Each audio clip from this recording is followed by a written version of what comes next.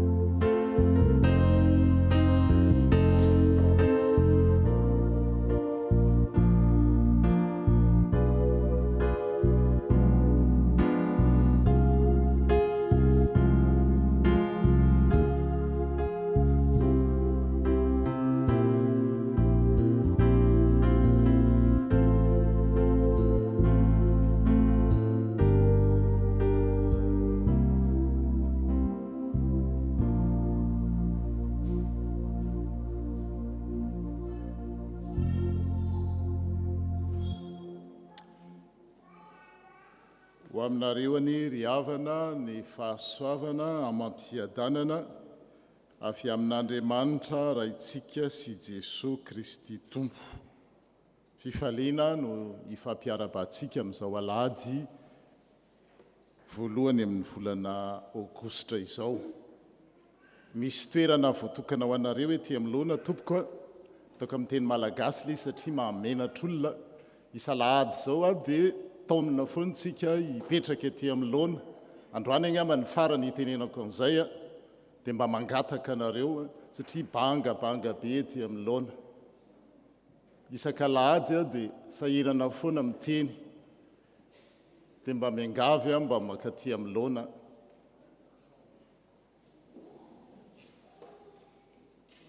Manahirana any andikana izy amin'ny teny frantsay satria ohatrany hoe mampiseho fa tsy dia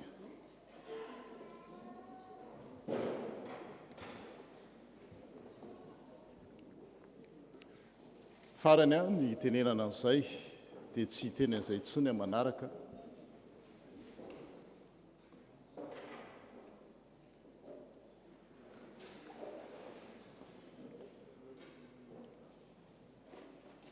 Na izany ara ny fahasoavan'Andriamanitra tsy miova izay tononona ho antsika rehetra tonga soa eto amin'ity toerana nomeny Tompo ity ary tokony ho raisintsika ampitiavana ny fiainantsika izany. Soyez les bienvenus à ce temps de culte, de rencontre et de grâce. Que vous soyez ici en présentiel, dans ce lieu de culte, que vous nous rejoigniez depuis un hôpital. Je dis coucou parce que je sais qu'il y a des gens à l'hôpital, ils ne se disent pas, ils ne se montrent pas, mais ils nous suivent tous les dimanches par rapport à ce culte. Que vous soyez aussi sur la route ou que vous écoutiez ce message, ce culte, plus tard en podcast, que la paix du Christ vous enveloppe là où vous êtes. Aujourd'hui, nous sommes rassemblés autour d'un thème profond et interpellant, riche selon Dieu. Une vie qui a du poids dans un monde où la richesse est souvent mesurée en chiffres.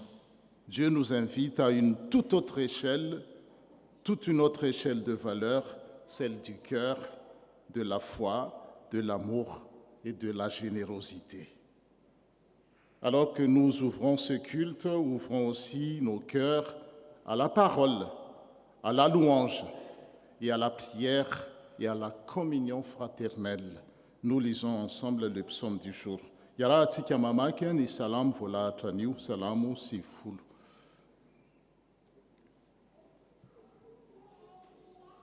Tompo, fony tsy mbola hary ny tendrombohitra, na voaforonao ny tany sy izay rehetra izao, dia Andriamanitra ianao, hatramin'ny taloha indrindra ka mandrakizay. Eo imasinao ny arivo-taona dia toy ny fandalo nomaly, ary tahaka ny fotoam-piambenana iray amin'ny alina.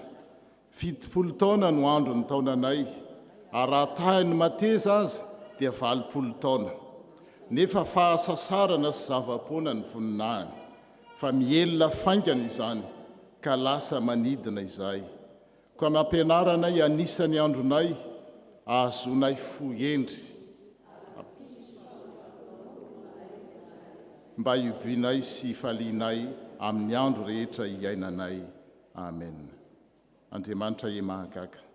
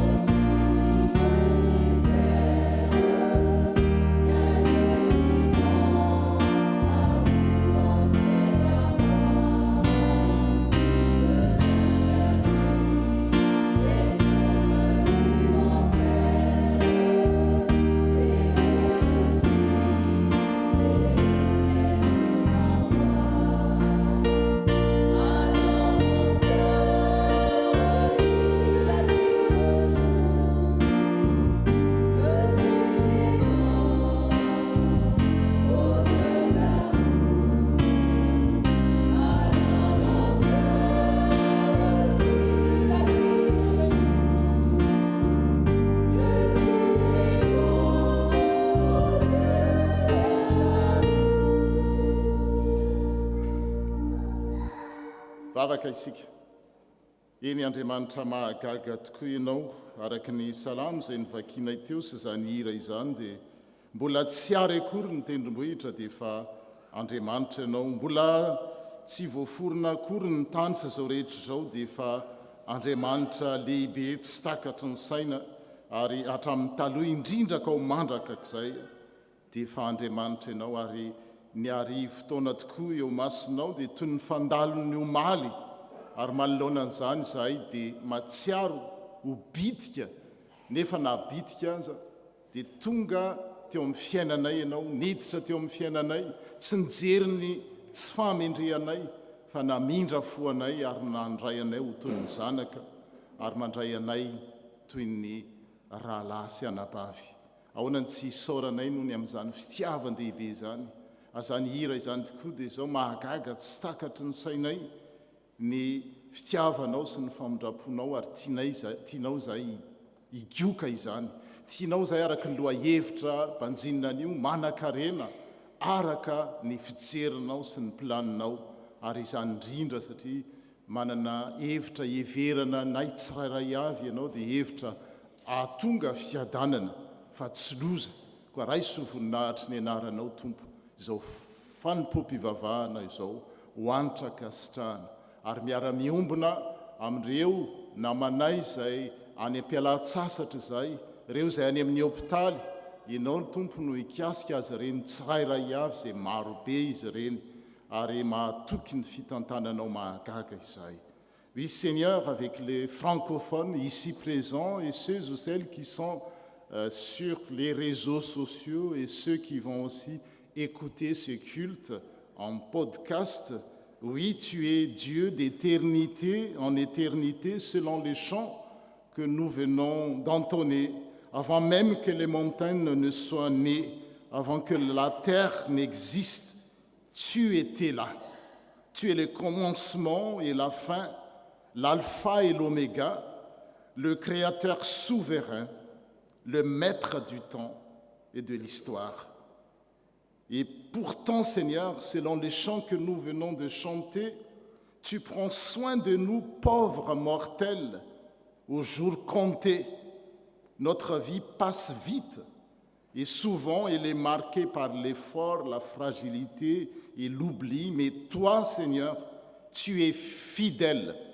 Tu es fidèle malgré notre infidélité. Nous te louons parce que ta bonté se renouvelle chaque matin.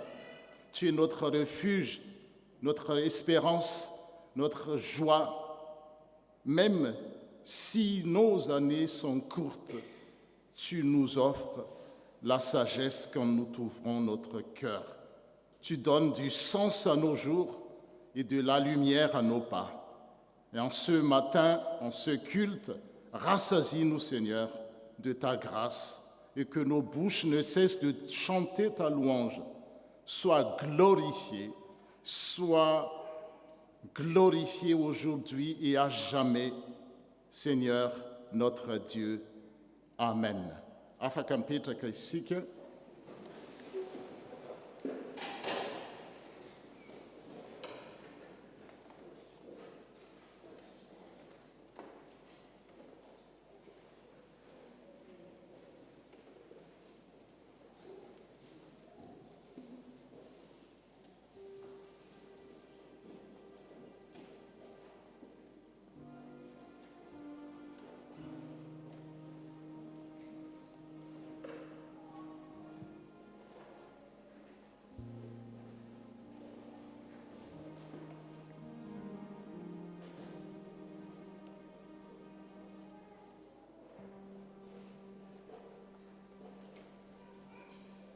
Araka ny lohahevitra hoe manan-karena ao amin'Andriamanitra, fiainana manan-danja, dia hoenontsika ny sitrapon'Andriamanitra.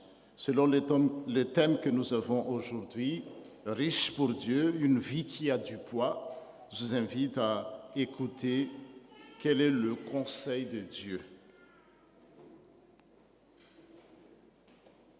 Koaza manahy ianareo ka miteny hoe inona no hoanay na inona no sotroanay na inona no tafianay fa izany rehetra izany dia akatsahan'ireo olona mbola tsy miankin-doha amin'Andriamanitra fantatra fa fantatry ny rainareo izay any an-danitra fa ilainareo izany rehetra izany fa katsao aloha ny fanjakany sy ny fahamarinany dia hanampo anareo izany rehetra izany ary amin'izany aza manany amin'ny ampitso ianareo fa ny ampitso anany azy ampo an'ny andro ny ratsy miseho ao aminy.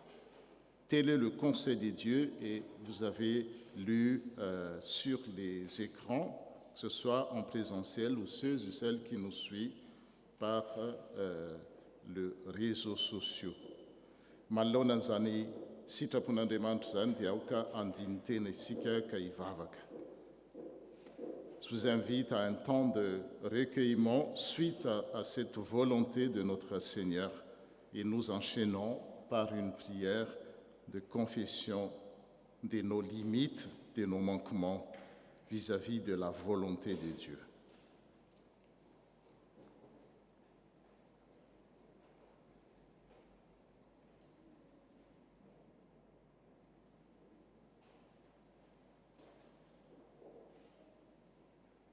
Andriamanitra rainay eo raha mandreny teninao zay dia matsiaro tsy mendry, matsiaro tsy tanteraka manoloana ny zavatra tokony iainanay amazanaka ao anay. Tsy miafina aminao ny fanahinay ny amin'ny ampitso, fanahinay no amin'ny hoavy, ny tebiteby, indrindraindrindra amin'izao andro sarotra izao izay betsaka ny zavatra manahirana. Adinonay fa ianao nefa nampatsianay ary mampatsianay isan'andro isan'andro mba tsy hanana inona na inona fa hitaonanay kosa hikatsaka ny zava-tsoa indrindra dia le fanjakanao sy ny fahamarinana. Indrindra amin'izao tontolo iainanay izao izay manjaka ny tsy fahamarinana eny na dia eo amin'ny tontolo kristianina aza. Izany no hifonanay tanteraka aminao satria ny zavatra nandaninay fotoana hery tanjaka dia ny fanangona-karena, fitadiavam-bola, mahazaka maniraka ho zay ary noho izany dia vitanay ny manao na dia tsy rariny aza mba azahoanay tombony, azahoanay harena. Raha tokony hikatsaka ny fanjakanao zay, izany hoe ianao no manjaka ao amin'ny fiainanay tsirairay avy, ao amin'ny tokantrano, ao amin'ny fiangonana, ary indrindraindrindra ao amin'ny tontolo izay nanirahanao anay, dia lavitra amin'izany no miseho. Izahay no manjaka mandidy sy manapaka eo amin'ny fiainanay, manao izay tianay, izay daniny kibo, misy tiana hohanina, tiana sotroina, tiana atao, tsy manontany, tsy mieritreritra akory ianao ary tsy mieritreritra ny hafa. Ary miseho zany na ao amin'ny tokantrano aza, miseho zany na dia sanatrian'izany ao amin'ny fiangonana sy ny sampana aza. Ary rehefa miseho amin'ny tokantrano kristianina sy eo amin'ny fiangonana zany dia mazava ho azy fa izany no zava miseho ivelany eo amin'ny fiarahamonina. Tsy tonga hanameloka anay nefa ianao fa tonga hamonjy, tonga hanavao, tonga hanangana anay indray mba hahatanteraka hoe olom-baovao zay satria ao amin'ny Kristy. Koa indreto izay mitodika tanteraka aminao ilay Andriamanitra tsara sady mpanao ny tsara. Ho any amin'iza tokoa moa zay, fa ianao no manana ny teny fiainana. Oui, notre Seigneur, notre Dieu, nous avons entendu ta volonté. Et nous voici devant toi en toute humilité, reconnaissant que bien souvent, nous avons laissé l'inquiétude prendre les dessus sur notre confiance en toi.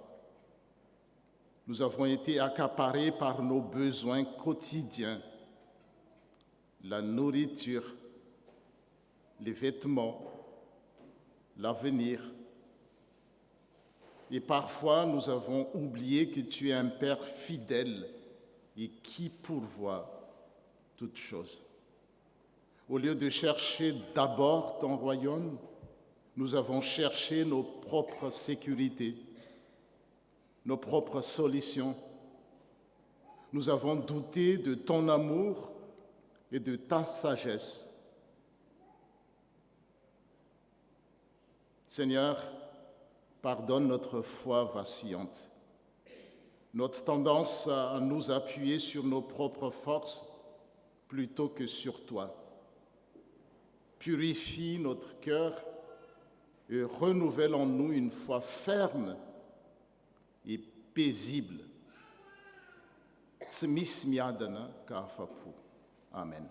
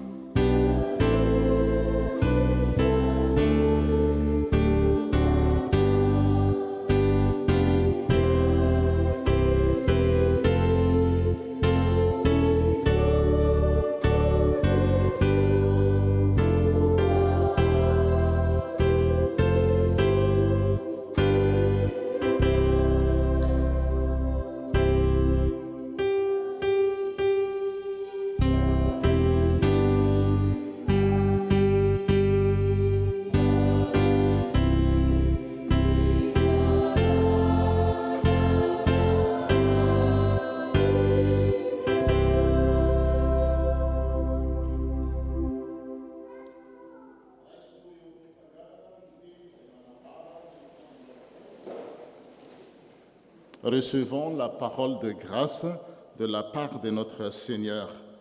Ramlaza ou tsmana pautana isika de mamita tena ary tsy ho anatsika miafatra maropototra avy amin'Andriamanitra fa raha miaiky ny fahotantsika kosa isika dia mitana ny tokony nomeny Andriamanitra sady miantraka mamela ny fahotantsika sy hanadio antsika ho afaka amin'ny ratsy isan-karazany rehetra. Écoutez cette bonne nouvelle, Jésus-Christ nous rappelle que notre Père céleste connaît nos besoins et qu'il veille sur nous avec amour. Quand nous revenons à lui avec sincérité, il ne nous rejette pas. Et voici ce que déclare l'Écriture: si nous confessons nos péchés, il est fidèle et juste pour nous les pardonner et pour nous purifier de tout mal, de tout manquement. Tes péchés sont pardonnés. Reçois la paix de Dieu et avance avec confiance. Ton Père veille sur toi jour après jour. Au nom de Jésus-Christ, Amen. C'est souverain.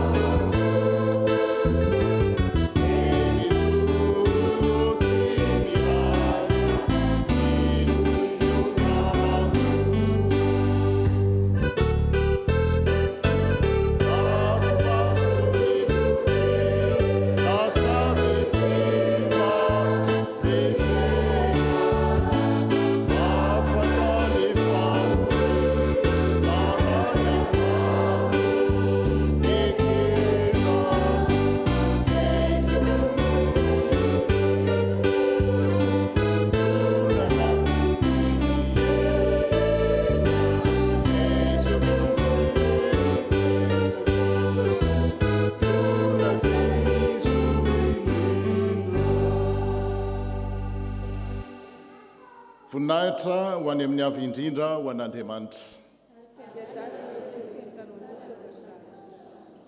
Petraka isika dia amaky ny teny soratra masina isika zao. Nous arrivons au moment des lectures bibliques. Ataontsika ny hira 19 milohan'izany.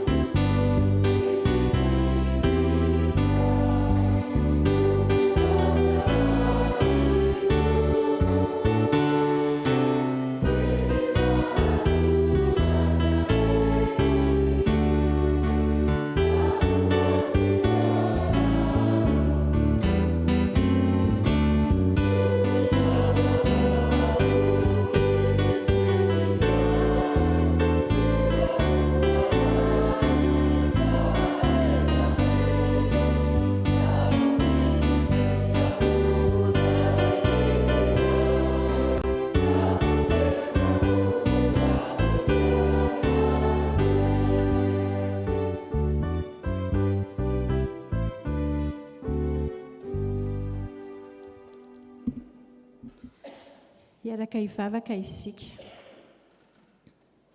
Andriamanitra rainay o, misaotra anao zahay raha omenao fotoana azona hamaky ny teninao. Maminay ny mandre ny teninao mba hamantaranay ny sitraponao. Fanay masonao omany ny fonay, ny sainay, ny fanainay rehetra. Andray ary ankatoa izay ambaranao aminay amin'ny alalan'izany teninao izany. Koa mitenena Tompo fa mihaino anao izahay mpanomponao, amin'ny anaran'i Jesosy Kristy mpamonjy anay. Amen.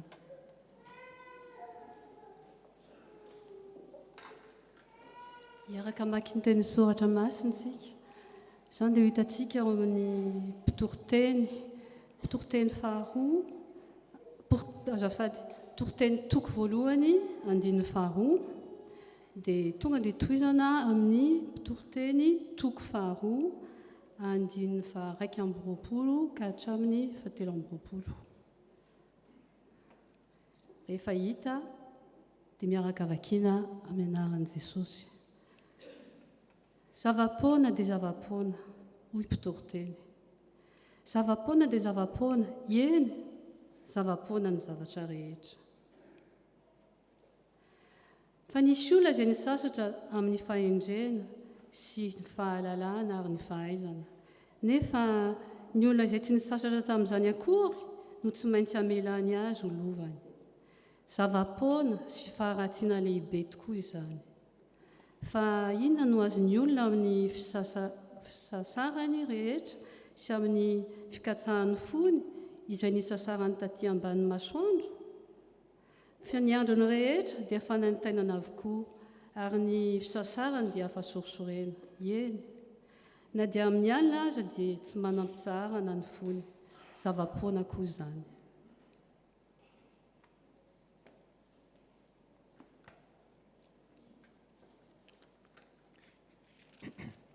Dia mbola toizantsika ny famakiana ny teny soratra masina amin'ny Kolosianina, toko fahatelo, andininy voalohany ka hatramin'ny faha-raika amby folo.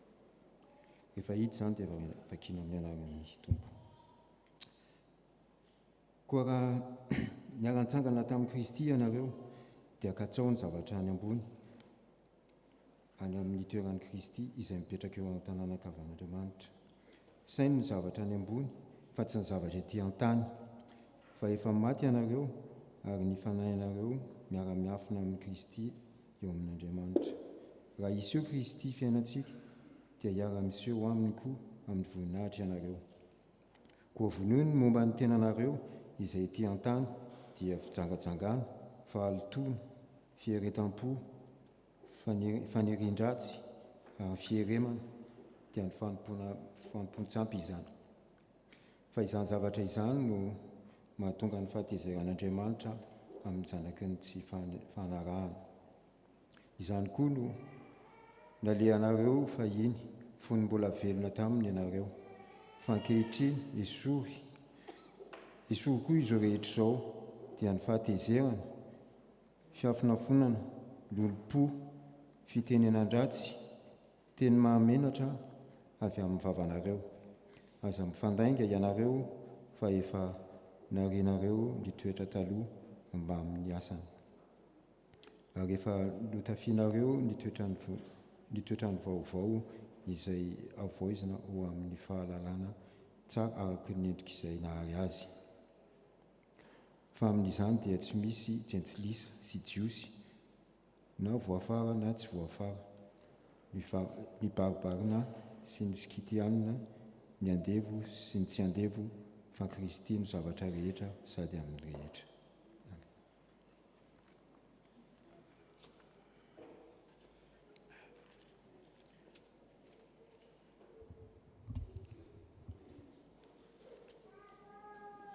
Dia ho faranantsika ny famakiana ny tenin'Andriamanitra izay ho hitantsika eo amin'ny filazantsara ny Lioka toko 12 dia raisitsika amin'ny andininy 17 ka hatramin'ny 20. Luc chapitre 12, 13, 21. Rehefa hitantsika izany dia mbola ho vakiantsika amin'ny anaran'i Jesosy. Ny namalian'i Jesosy ny lehilahy anankiray izay nangataka azy ananatra ny rahalahiny ary nylazany sy ny tsy mahamety ny fiherimana. Ary nisy anankiray teo amin'ny vahoaka nanao tamin'i Jesosy eo, mpampianatro, teneno ny rahalahiko mba hizara lova amiko. Fa hoy izy taminy, raha lehilahy, iza no nanindry ahy ho mpitsara na mpizara ao aminareo? Ary hoy izy tamin'ny olona, mitandrema ka miarova tena mba tsy ho azon'ny fiherimana ianareo. Fa ny ain'ny olona tsy miankina amin'ny abetsahany zavatra ananany. Dia nanao fanoharana taminy izy ka nanao hoe, ny tanin'ny lehilahy manankarena anankiray navokatra be. Ary izy nihevitra taopony hoe, ahoana no ataoko fa tsy manana fitoerana amin'ireko ny vokatra aho. Ary hoy izy, izao no ataoko, andrava ny trano fitehirizako aho ka anao izay lehibebe kokoa. Ary ao no amin'ireko ny vako rehetra sy ny fananako. Dia ilaza amin'ny fanahiko hoe ao, ry fanahy, manana fananana be voatahiry ho amin'ny taona maro ianao, mitsahara, minana, misotro, mifalifa. Fa Andriamanitra kosa nanao taminy hoe, ry adala, anio alina no alaina aminao ny fanahinao, ka ho aniza izay zavatra noharianao, toy izany izay miariariana ho an'ny tenany ihany, nefa tsy mba manan-karena ny amin'ny Andriamanitra. Amen. Isaorana ny Tompo noho ny filazantsara.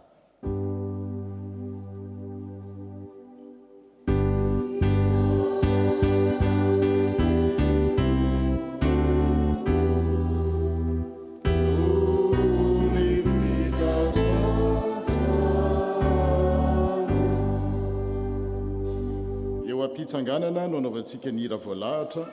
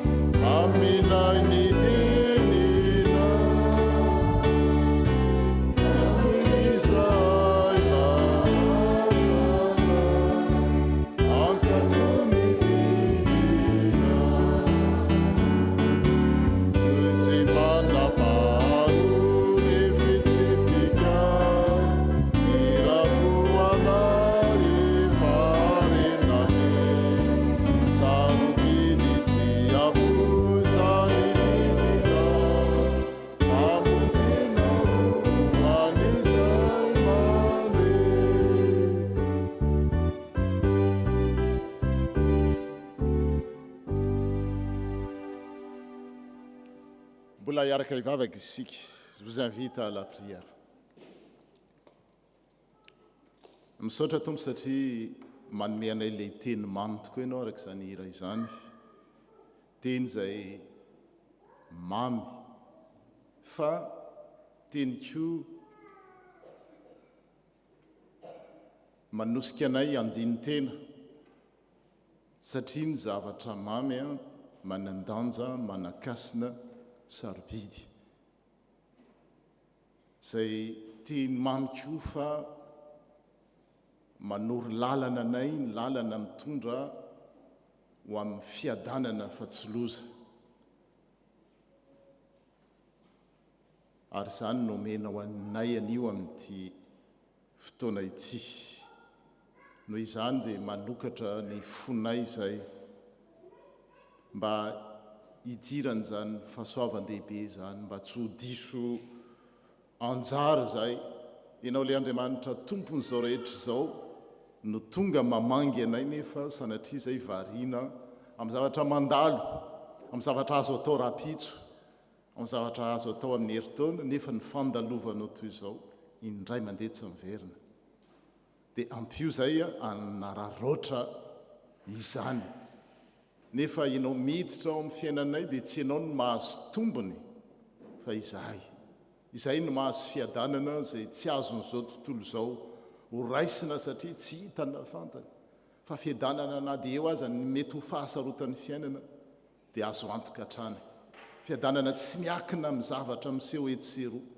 satria ianao mihitsy ilay tompony fiadanana ilay mpanjaka ny fiadanana ny te hiditra amin'ny fiainanay tanterao aminay zany tompon'io ampio zay mba tsy hovariana amin'ny zavatra hafa fa hifantoka aminao ilay tonga mamangy anay amin'izao ora sy fotoana izao. Oui Seigneur, tu nous donnes ta parole de vie. Ta parole nous interroge, nous remet en question. Ta parole nous indique des directions.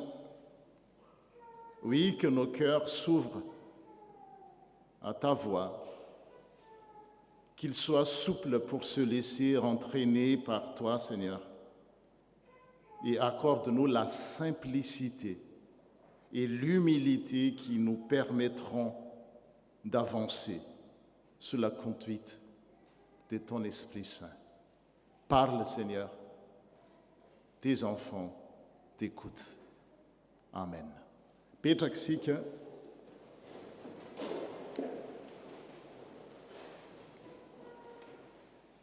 manakarena ao amin'Andriamanitra. Juste une petite question, est-ce que vous pouvez me citer qui est le plus riche du monde? Juste 2-3 noms. Allez les jeunes, les enfants, dites-moi, là-haut aussi. Hein? Steve Jobs?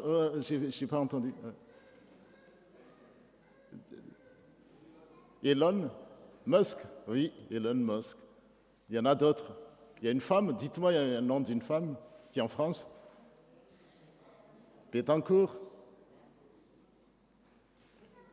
Je n'ai pas dit l'homme ou la femme la plus riche, mais le plus riche. En fait, celui qui est le plus riche, vous savez, c'est Dieu. Et la Bible abonde dans ce sens.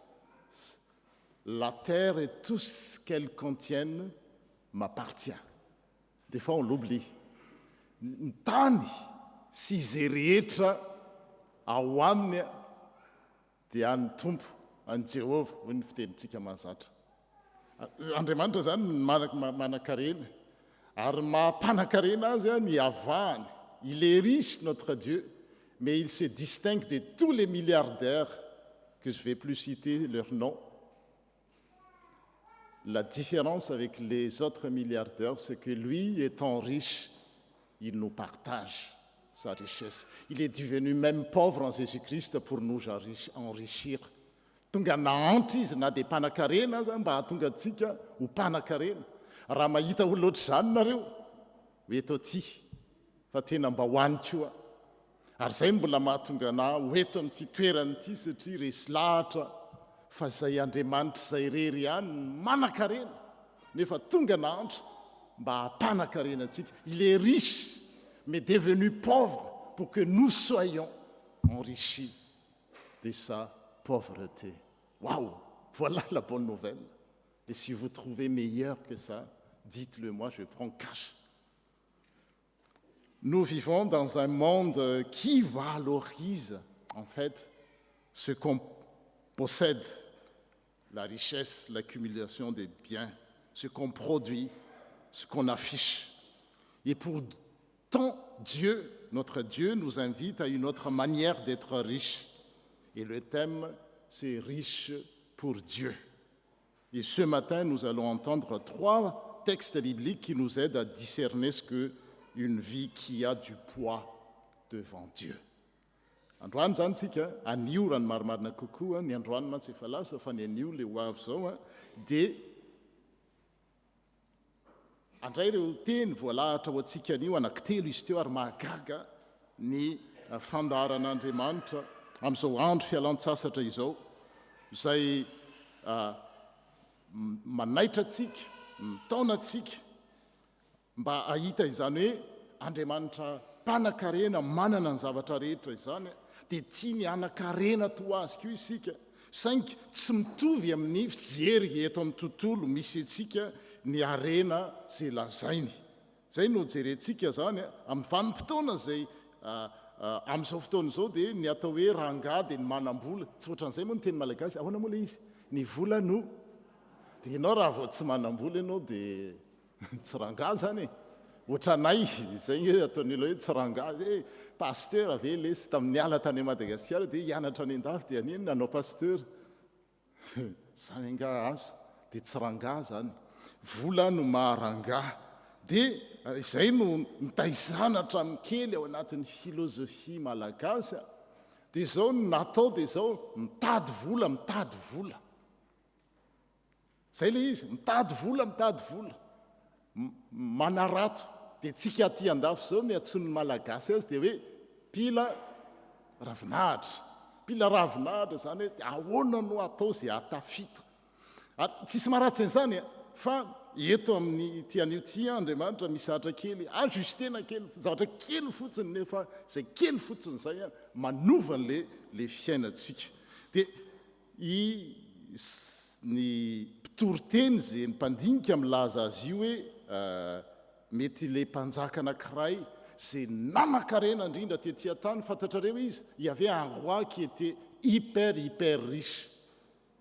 C'est le roi Salomon. Et il n'était pas seulement riche, il a tout réussi. En termes de sagesse, il avait ça. En termes de connaissances, tous les rois du monde étaient, venus se prosterner devant lui.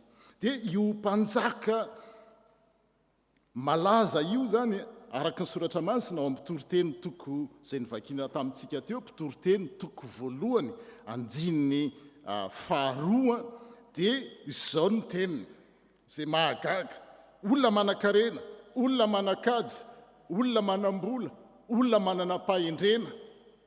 Le tadiavintsika rehetrarehetra io, izy amintsika eto tsy hitady fahendrena, izy amintsika eto tsy hitady voninahitra, izy amintsika eto tsy hitady vola aman-karena, anana fifandraisana relation, tady an'izany dolidoly. Dia izy io nahita an'izany rehetrarehetra zany dia izao ny teniny izay mivakiana tamintsika teo.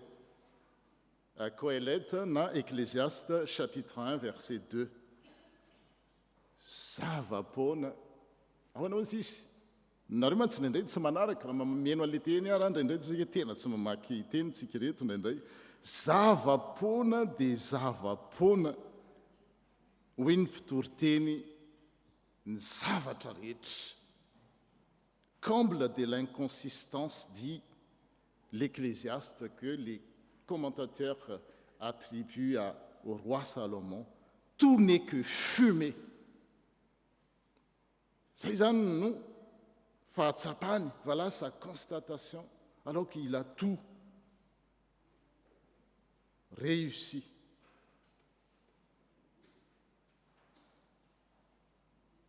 Vanité des vanités, tout est vanité. Voilà la constatation d'un homme qui a tout réussi, qui a tout eu, sagesse, richesse, pouvoir, plaisir, mais qui découvre en fait l'absurdité de tout cela. Ce n'est pas les richesses en elles-mêmes, ce n'est pas, qu'est-ce qu'on dit aussi, le pouvoir en lui-même ou les plaisirs en eux-mêmes qui sont vanité, mais tout est vanité quand Dieu est absent. Zay le izy. Indray mantsitsika ary tsika olona firenena no zanana. Za tsy menatra amin'ny teny izany. On était un pays, Madagascar, qui a été colonisé. Et on nous a martelé que la richesse est mauvaise en soi. La réussite, c'est mauvaise. Mais non, Dieu, il n'est pas contre la réussite. Il ne rejette pas le travail ni les projets. Ce qu'il désire, c'est d'être au centre de notre existence. C'est d'être au centre de nos vies, de notre vie. Le travail n'est pas mauvais en soi, mais qu'il ne peut pas donner un sens à lui seul à notre existence. Tsy ny fananakarena no ratsy. Zay atsika tany no zanana, dia ny mpitondra ny filazantsara tany amintsika any, dia hoe ny mitsambatra, ny mahantra, dia zay no natao, dia mahantra foana le raha malagasy hatramin'izao, satria mieritrretina fa ratsy ny fandrosoana, ratsy ny fananana, ratsy ny miasa, any ka mieno radio filazantsara fotsiny ny olona na amin'ny fotoana fiasana azy. Asinareo mahita an'izany fa tany Madagasikara zay tamin'ny taona 2024 dia mandeha dia le olona dia eo amin'ny radio filazantsara dia eo dia tsy miasa nefa amin'ny fotoana fiasana, feno ny fiangonana amin'ny fotoana fiasana, latsinainy, talata, alarobia, nefa ny andro alahady no natokana ho an'Andriamanitra ivavahana. Satria notazana tamin'izany hoe le asa io tsy dia manahoana io, dia kamo tsy miasa. Non, le travail selon Dieu n'est pas mauvais, mais le travail ne peut pas donner un sens à lui seul à notre existence.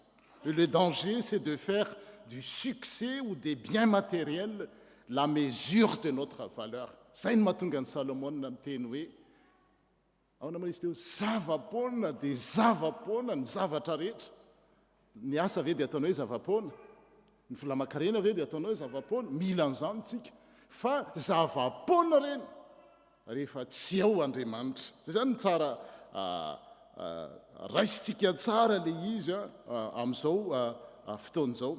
Et c'est pourquoi dans le Nouveau Testament, l'apôtre Paul nous montre une autre manière de vivre. Zay mahatonga ny apôstôly Paul miteny hoe raha zava-poana ny zavatra rehetra ka tsy ao Andriamanitra, dia zay no mahatonga azy mitaona ny kristianina tany Kolosia zany mba tsy hifatoka fotsiny amin'ny fiainany eto tany.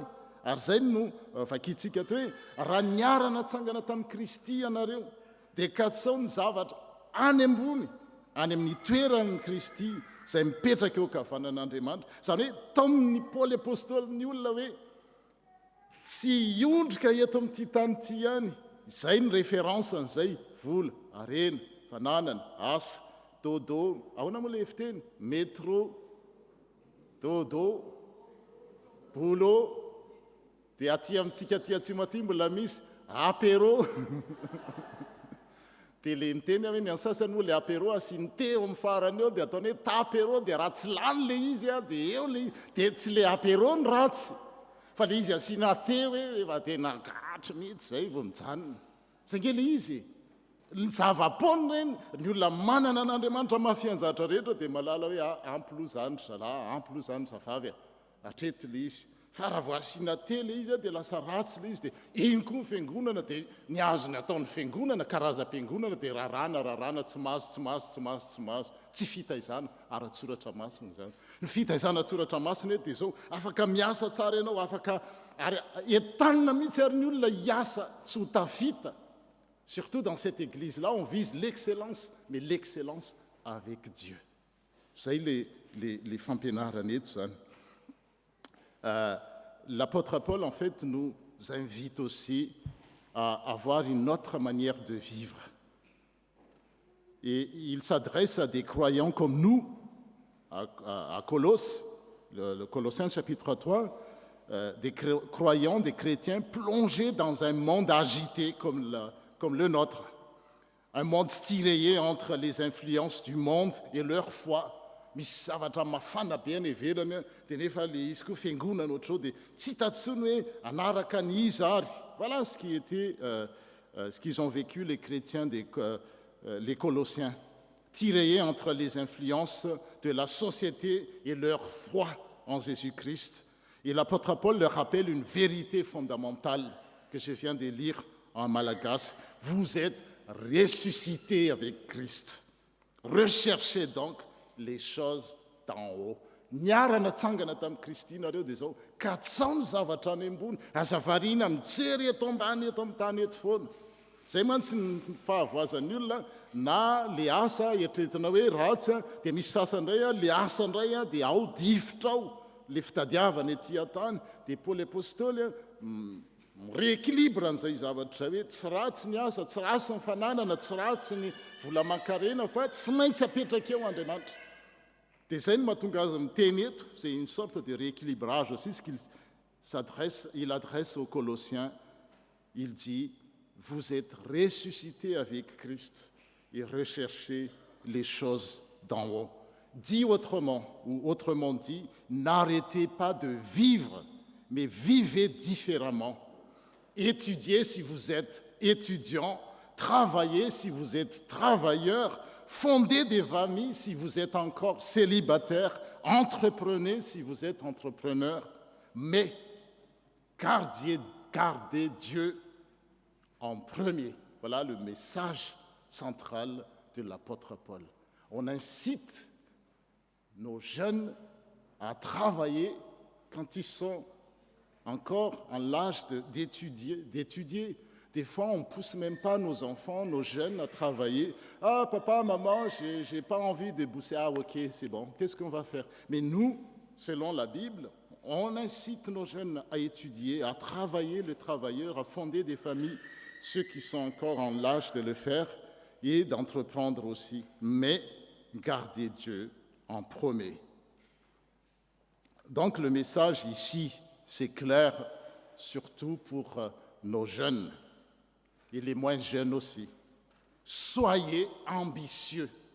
Je redis, soyons ambitieux, mais pour les bonnes raisons.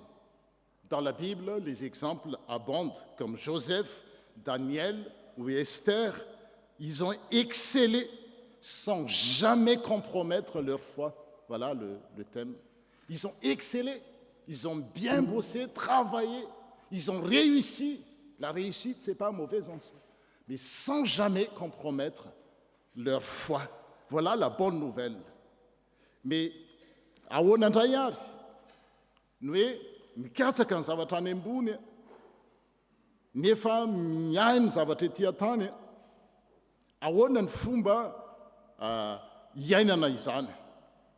Dia le fanoharana izay nisoratany Lioka zany tantaran'ny Lioka eto, tantaran'i Jesosy, Lioka 12 no raisintsika indray zany.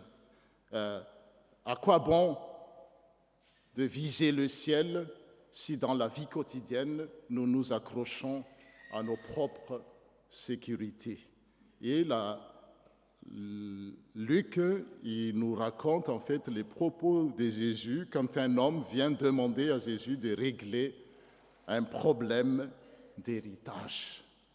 Eto ndray dia Jesosy mitantara fanoharana anankiray satria nisy lehilahy anankiray nanatona azy mba hizara lay lova.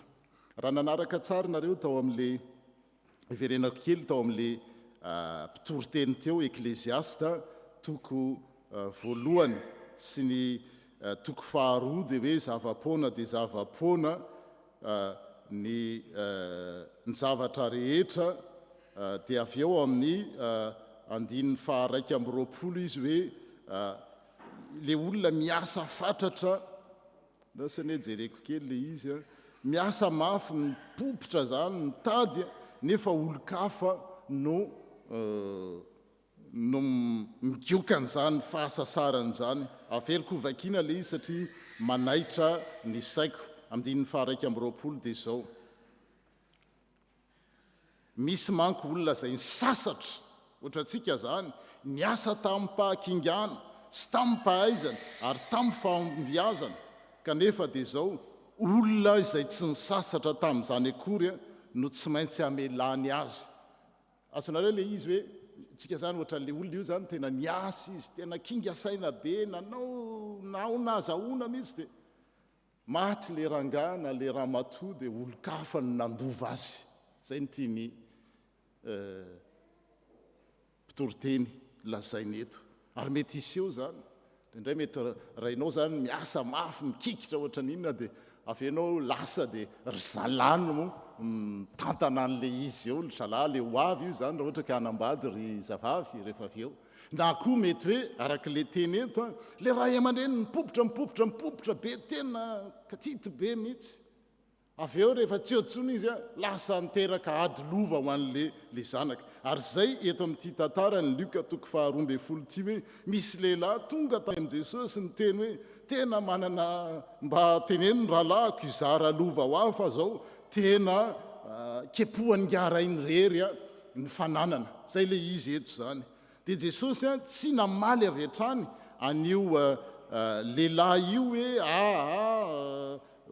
tiany anjara lovanao dia rina dia efa misy lalàna aza teo amin'ny jiosy mipetraka tamin'izany misy ny atao hoe droit d'aînesse zay tsy idirako satria lava ny fotoana raha hijery an'izany amin'ny tsipriany fa ny zavatra nataon'i Jesosy dia ny tantara an'ity tantara ao amin'ny Luka 12:17 ty izy dia azontsika raisina toy izao nisy olona anankiray tamin'ny vahoaka vory teo nanao tamin'i Jesosy hoe mpampianatro mba ilazao kely ny rahalahiko hifampizara lovanay amiko teo zany le ray aman-dreny nana tafita nanakarena niasa tsara na omby dia lasa izy ireo dia ny ankizy zany sisa no misantatra azy dia ny olana dia zao niteraka disadisa teo amin'le zaza rehefa tsy ao amin'ny le tokantrano le fianakavian'Andriamanitra dia zao na le lova tsara apetraka aza lasa bomba retardement lasa mampiady ny piraitapo tsy mifampiteny tsy mifandevona zay le izy eto dia hito mba soa ihany fa tany am' Jesosy izy no nanatona hoe tena manana olana zay Jesosy ka zao mba vahaozany olan'izany teneno raha zoky mba izara lova fa lasany azy rery ny fananana dia Jesosy araka ny teny teo tsy namaly avy hatrany an'izany fa nampianatra izy hoe zay nge ny olana le fieremana ny fieremana mantsy dia zao le fitiavam-bola tafahoatra rehefa tsy ao amin'Andriamanitra le olona tsy ao amin'ny fiainan'le olona Andriamanitra dia zao ny anangona dia misy slogan moa dia hoe travailler plus pour gagner plus zay no atao hoe fieremana tena mety tsy mizara mihitsy fa ny manangona dia mba hitenenany an'izay no nahatonga an' Jesosy hitantarany ity tantara ity. Un homme vient demander à Jésus de régler un problème d'héritage et Jésus ne répond pas directement mais il raconte l'histoire d'un homme qui a tout prévu sauf l'essentiel, si je peux résumer ainsi. Il avait eu des bonnes récoltes, il avait agrandi ses greniers et se disait en lui-même « Mange, bois et réjouis-toi ». Mais Dieu lui dit « Insensé, cette nuit même, ta vie te sera redemandée. » Aika izany ary zay mahatonga ny Salomona miteny hoe zavapoana dia zavapoana ny zavatra rehetrarehetra rehefa tsy ao Andriamanitra ohatra nyity lehilahy ty izay nieritreritra fa nanangona fananana be dia be fa Andriamanitra tsy ao amin'ny fiainana dia natsoina hoe adala. Aika hoe adala ny vehivavy ohatr'izany manangona miasa tafita manakarena fatatr'olona iriny olona fa tsy nieritreritra ny amin'ny hoaviny ao amin'Andriamanitra. Adalaka ny lehilahy toy izany tsy ny vehivavy ihany sao dia tezitra ny vehivavy hoe ary toy izay ihany ny resahana ny lehilahy toy izany mba fananiko ary ny vehivavy ny resahana melofa tsy ny lehilahy. Adala, cette nuit, insensé, cette nuit même, ta vie te sera redemandée. Dia izay mahagaga, tsy olona ty nefa dia zao, olona tafita, olona niasa, olona nikezaka, olona nila ravinahitra. Dia nefa voalaza fa adala fa inona ny olany. Il était doublement béni cet homme dans cette histoire. Non seulement qu'il est riche, mais ses terres lui avaient beaucoup rapporté. Et jusqu'ici, je n'ai jamais relevé de problème. Il n'est pas défendu d'être riche, comme on avait dit tout à l'heure. Et la richesse même est vue comme une sorte de bénédiction. Mais c'est quoi son problème? Il n'est pas dit qu'il a détourné de l'argent. Tsisy filazana mihitsy teto amin'ity rangahy ty hoe adaly izy satria nanodikodi-mbola na adaly izy satria nitsetitra ny mpiasany, ny mpanampiny. Il n'est pas dit qu'il a détourné de l'argent ou exploité ses ouvriers ou exploité les pauvres. Non, c'est quelqu'un qui a tout réussi.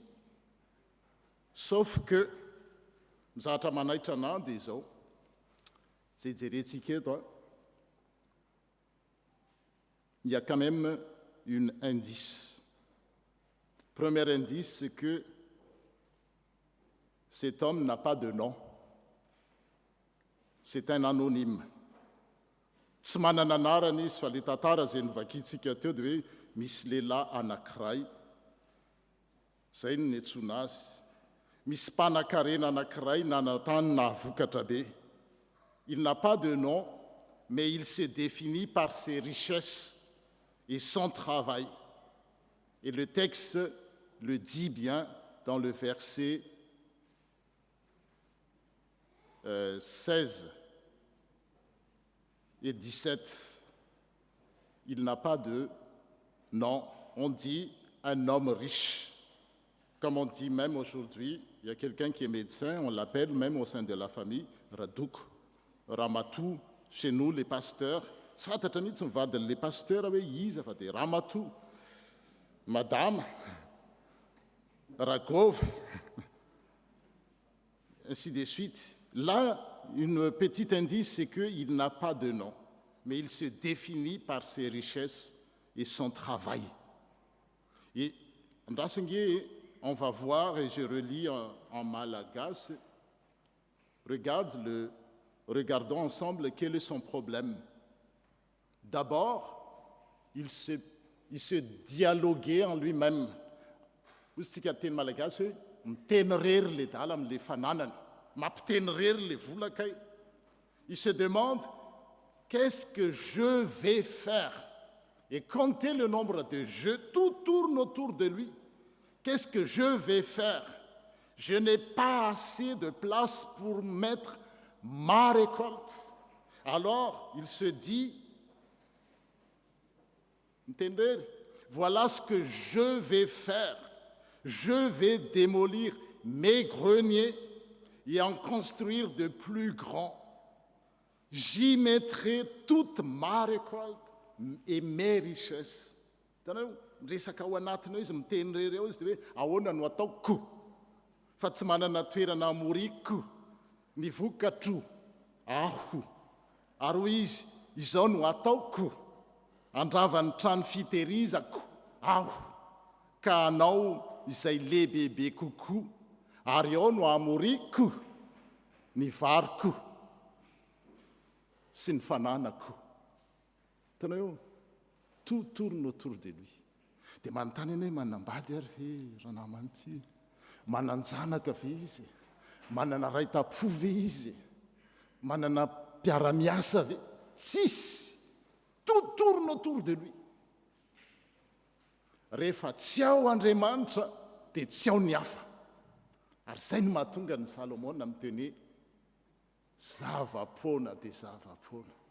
Rehefa mba miresaka amin'ny olona raha van'ny olona zay hoe ny ahoana ny amiko, ahoana ny amin'izao, ahoana dia ohatran'izao, izany no ataontsika. Ahoana no ataoko fa tsy manana fitoerana amoriko ny vokatro aho. Tena hoe miteny rery il dialoguait en lui-même, coupé du monde. Izay tsy fantatra tsiny hoe aiza ny vady, ny mpiarabelona, ny mpiasa. Il se recroqueville en lui-même. Be dia be ny olona ohatran'izany, surtout indrindraindrindra amin'izao vanim-potoana amin'izao. Tsy ao amin'ny fiainany tsony Andriamanitra. Tsy misy fakasitrahana an'Andriamanitra na dia kely ary misaotra anao Andriamanitra fa namboly aho dia navokatra. Tsisy. Dia ilaza amin'ny fanahy koa hoe eto izany mba matsiaro ny fanahany ihany. Ry fanahy eo manana fananana be voatahiro amin'ny taona maro ianao. Mitsara, mihinana, misotro, mifalia. Ensuite, je me dirais à moi-même, mon ami, tu as là beaucoup de richesses pour de nombreuses années. Repose-toi, mange, bois, amuse-toi. Adininy, araka le salamo vakina tery aloha dia zao, adininy fa olo-kandalo izy. Ety atany. Salamo 7:3 dia miteny hoe tompo ampahafantariny ny farako ao sy izay ohatry ny androko. Aoko ao fantatro fa olo-kandalo aho. 70 taona no andro ny taonanay, ary ratahany mateza aza dia 20 taona. Nefa fahasasarana sy zava-poana ny voninahiny. Fa mielona faingan'izany ka lasa manidina izahay, koa mampianaranay anisa ny andronay ahazahoanay fohendry. Enseigne-nous, Seigneur, à compter nos jours, afin que nous en acquérions un cœur sage. Pour terminer, cet homme, il a tout prévu, sauf sa mort. Il sait compter l'argent, ses blés, il sait construire des greniers, mais sauf son avenir avec Dieu. Voilà, encore une fois, Jésus ne condamne pas l'épargne, ni même la fortune, mais une accumulation de trésors qui empêche d'être riche pour Dieu, comme les thèmes que nous avons aujourd'hui. Donc ces 3 textes que nous avons aujourd'hui, aussi différents soient-ils, nous adressent à un seul et un même appel. Donne du poids à ta vie en mettant Dieu au centre. Le roi Salomon nous dit, sans Dieu, même la plus grande réussite est vaine. L'apôtre Paul nous exhorte, vis ta vie sur terre, mais les yeux tournés vers le ciel. Et Jésus, dans l'histoire, il nous avertit, ne sois pas riche pour toi seul, sois riche pour Dieu. Et tu auras une vie qui a du poids. Aujourd'hui, Dieu nous dit à chacun de nous, il ne nous dit pas n'ambitionne rien, il nous dit réussis, avance, bâtis, ose, mais avec moi.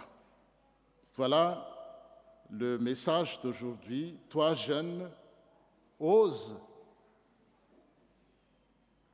Alors rêve, construis, mais fais-le, s'il te plaît, fais-le en enracinant ta vie dans le Christ. Sinon, ta vie va être vaine. Si tu es adulte, que Dieu soit le fondement de tes projets, de ton foyer, de ta gestion. Le but de Jésus, c'est de nous enrichir dans tous les domaines de notre vie, pas que matériel, mais aussi spirituel et relationnel.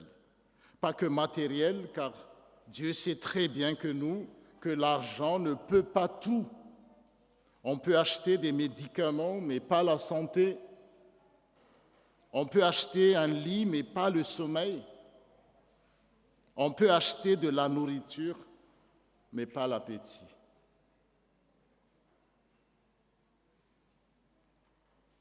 Riche pour Dieu, une vie qui a du poids.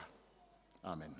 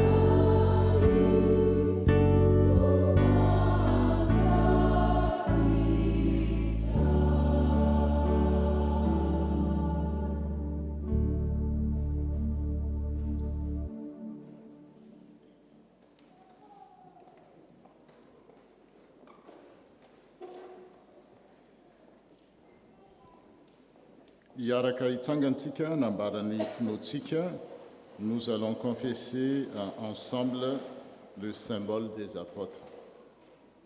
Mino an'Andriamanitra ray tsy toko hanao ny lanitra sy ny tany eo. Izay nitorotoroana tamin'ny fanahy masina, nateraka Maria Vejeny, nijaly raha nanapaka Ponto Pilato, nombona tamin'ny hazo fijaliana, maty ka nalevina, nidina tany amin'ny fiainatsika, nitsangana tamin'ny maty amin'ny andro fahatelo, niakatra ho any an-danitra, nipetraka kavan'Andriamanitra ray tsy toko, avy any efiny tsara mivelona sy ny maty, mino ny fanahy masina, fiangonana masina manera amin'izao tontolo izao, ny fiombolan'ny olona masina, ny famelan-keloka, ny fitsanganan'ny tena ny maty, ary ny fiainana mandrakizay. Amen. Nous allons enchaîner par la Sainte Seine, donc tous les ceux ou celles qui veulent communier avec nous, vous êtes les bienvenus au moment où vous êtes communion, baptisés, adultes ou confirmés quand vous êtes baptisés enfants. Nous chantons le 261 et j'invite les diacres à venir devant.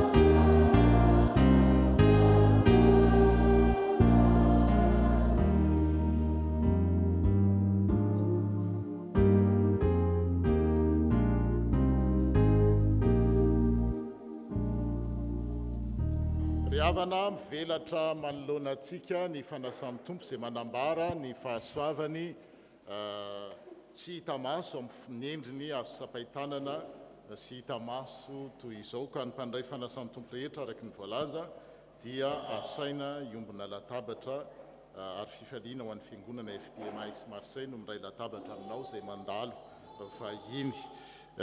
Ceux qui veulent communier, vous êtes vraiment la bienvenue. Hein. C'est le Seigneur qui nous accueille et s'explique un peu comment on fait. Les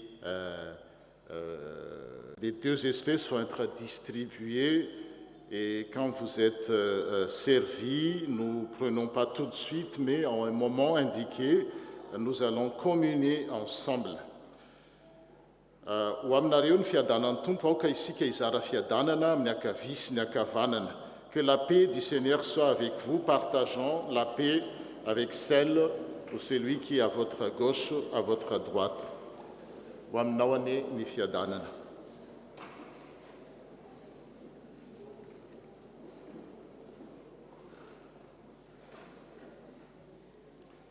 Asandrato ny fonareo eo amin'ny tompo. Aoka ho deraintsika ny tompo Andriamanitra.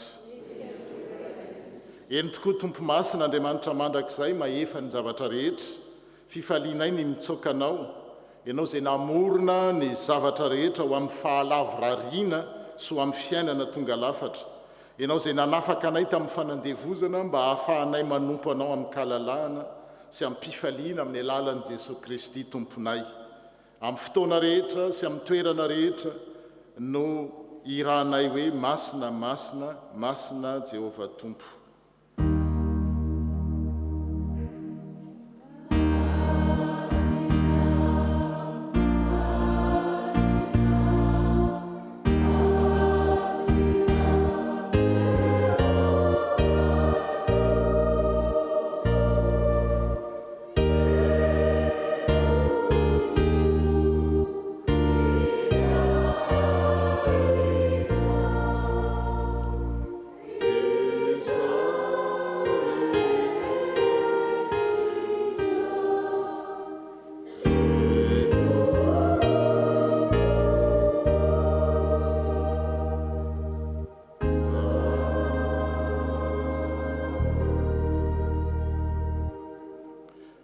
Aoka isika atsiaro ny jalian'ny tompo ary koa angataka ny fanahy masina.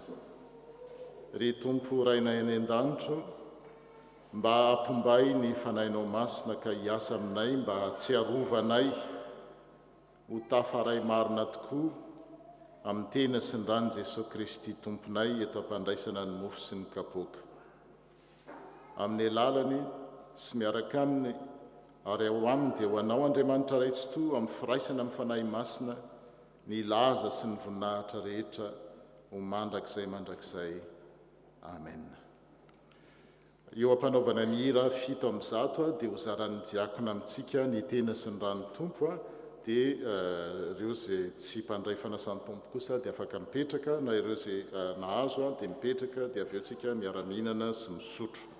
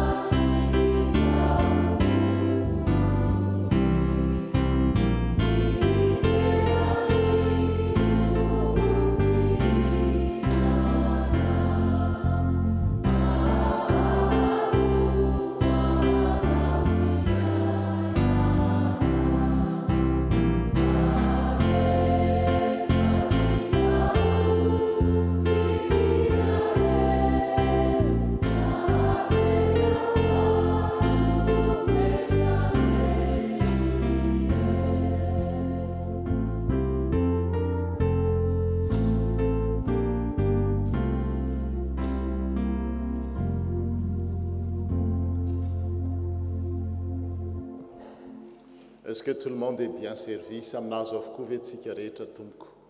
Raha izany dia ndeha hiaraka hitsangana isika. Raha mbola teo am-pisakafoanana izy ireo dia nandray ny mofo Jesosy, koa rehefa nisaotra izy dia novakiny dia natolony an'ireo mpianany ka hoy izy, raiso hano ity no tenako izay omena ho anareo.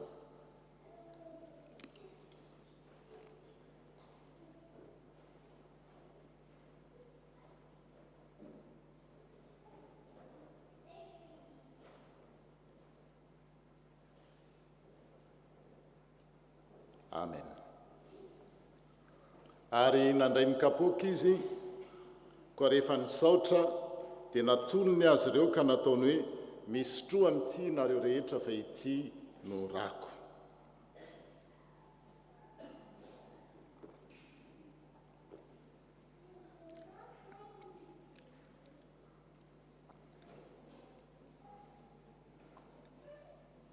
Dia ilay raha anorenan'Andriamanitra ny fanekem-pihavanany izay alatsaka ho an'ny maro ho famelan-keloka. Izao no ataovy ho fahatsiarovana ahy, na oviana no misotro ianareo. Amen. Izao no teny ho antsika izay vao avy ndray latabatra tamin'ny Tompo. Voici les paroles d'encouragement de la part de notre Seigneur pour ceux ou celles qui viennent de communier. No ianareo efa nandray an'i Kristy Jesosy Tompo dia manaova fitondratena toy ny olona tafaray aminy. Aoka azo vahatra sy orona ao amin'i Kristy ianareo. Aoka hiamafy hatrany ny finoanareo arak'izay efa nampianarana anareo. Ary aoka ho feno fisaorana an'Andriamanitra amin'ny zavatra rehetra, amin'ny fotoana rehetra ianareo.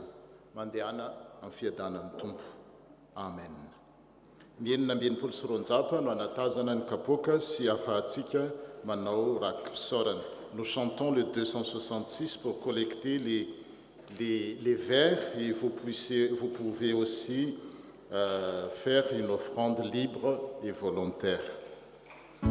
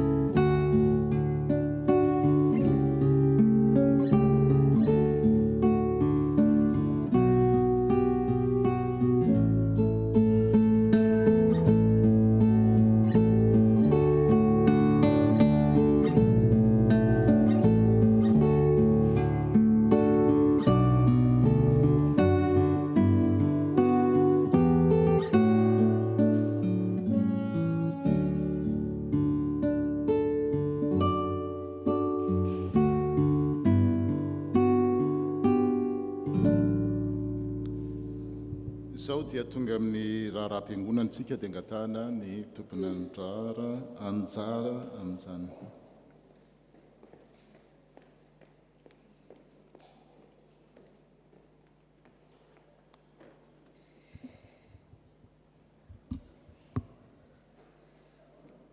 Ampifaliana ry havana malala no iaraban'ny fitandremana FPMA Aix Marseille antsika amin'izao alahady 7 volana aogositra zao. Ho lavorary tokoa ary tonga lafatra tokoa ny fiainantsika miaraka amin'ny tompo ary izy tokoa no lohany amin'ny zavadrehetra amin'ny fiainantsika. Faly miarabanao koa izay manaraka izao fitombavaka izao amin'ny alalan'ny tambazotra YouTube fiadanan'ny tompo ho aminao. Misaotra ny pasteur Jeannot Andrenandrasantsika nitarika antsika ary nitondra ny tenin'Andriamanitra anio. Misaotra koa ireo rehetra izay nandray anjara tamin'ny fanatotosana izao fotoana izao teo amin'ny zava-maneno, tamin'ny projection, tamin'ny stream. Raha misy voasamany voatonga voalohany eto amin'ny fitandremana Aix Marseille anio dia mangavan'izy ireo mba hitsangana. S'il y a parmi nous des nouveaux pour la première fois qui sont à l'église FPMA Aix Marseille en ce jour, nous les invitons à se lever pour que nous puissions les saluer. C'est avec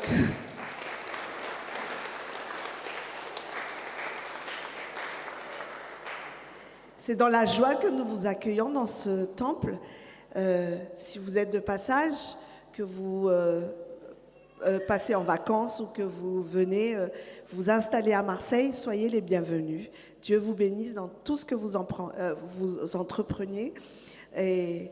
Et vous avez toujours votre place, quoi qu'il en soit, à l'église, et l'église est grande ouverte pour vous. Merci beaucoup. Si vous permettez, l'équipe accueil se rapprochera de vous après pour prendre vos coordonnées, si vous le voulez bien. Merci.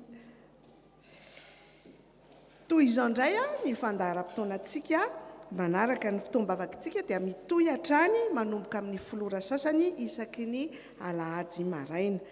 Amin'ny 17 volana izao volana septembre dia misy ny hetsika 13 mada ny vorona hony no manadino ny akany na foizany ny valala tsy indro mandry ambavahady tsindro mandry ambavahady azafady tompoko. Isika malagasy aty ampitan-dranomasina kosa tsy manadino ny tany ny aviana. Izany teny izany no anasainay anareo amin'ny hetsika 13 mada izay atao eto amin'ny fiangonantsika ny asabotsy 17 volana septambra 2024 izao manomboka amin'ny folora maraina.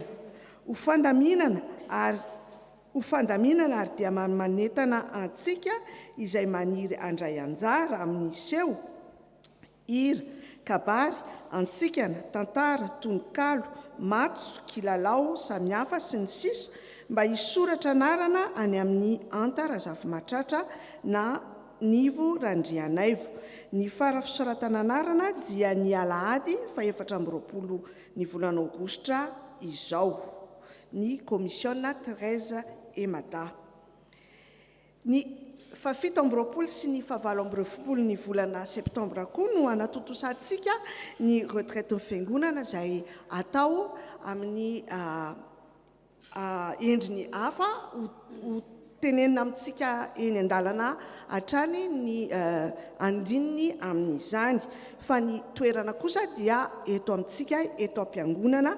Donc ary noho izany dia araka ny tenin'ny tanora hoe sage date amin'io andro ireo zany reo sabotsy 17 sy alahady 18 ny volana septambra. Ny 19 ny volana oktobra dia ho totosantsika koa ny hetsika faharoan'ny fiangonana. Izany hetsika izany dia hetsika ho an'ny fonctionnement ny fiangonana. Izy io dia araky ny isa-taona izay ataontsika dia tonom-bola na promesse de dents ka dia afaka mandray izany manomboka izao ny trésorier ny équipe finance etsy aorina dia afaka manao promesse de dents tsika ohatra ny ataontsika isa-taona izany. ny objectif amin'izany dia 14 000 euros. Amin'izany koa dia manentana antsika atao am-piangonana, ianao za hiditra amin'ny komision etsika faharoa, mila tanana, mila maro tsika ao amin'izany komision izany ahafahantsika manome sy manao ny zavatra tsara ho an'ny tompo. Dia isaorana indrindra ny tompoko ny fanoavantenantsika amin'izany. Ny rakitra voaray tamin'ny fafito amby roapolo ny volana jolay dia mitotaly 506,60 €, miaraka amin'ny prémisse sy ny dédicasy 776,60 €, ny dédicasy nisy nanolotra 120 €. Mariana fa afaka mampiasa ny virement bancaire na riba isika, na afaka manantona ny équipe finance raha mila riba, afaka mampiasa ny chèque koa na ny espèce toy ny mazatra, ary ny carte bleue raha manana ny appli koa tsika amin'ny telefona satria manana ny terminal SEMUP tsika amin'ny rakitra. Ny fotoana mazatra tsika dia amin'ny ty volana août ty dia miato noho ny fialan-sasatra, zany afa-tsy ny chorale izay isaky ny alahady maraina alohan'ny fotoam-bavaka no mianatra ny hira.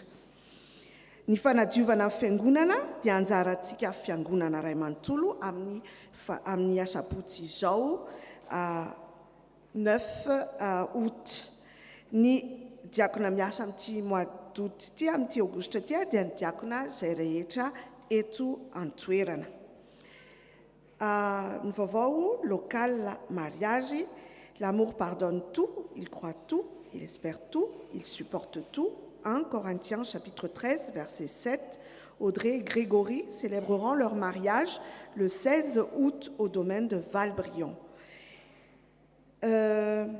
Ny parkina kosa dia fampatsahivana fotsiny atsika, aoka atsika tsy se garer amin'ilay toerana etsy en face, fa aoka kosa tsika se garer amin'ny manodidina fiangonana. Raha tsy misy ny toerana manodidina fiangonana dia afaka se garer tsika any amin'ny boulevard des Platanes, Colonel Louis Grandet, boulevard de Luvonne, boulevard Romain Roland.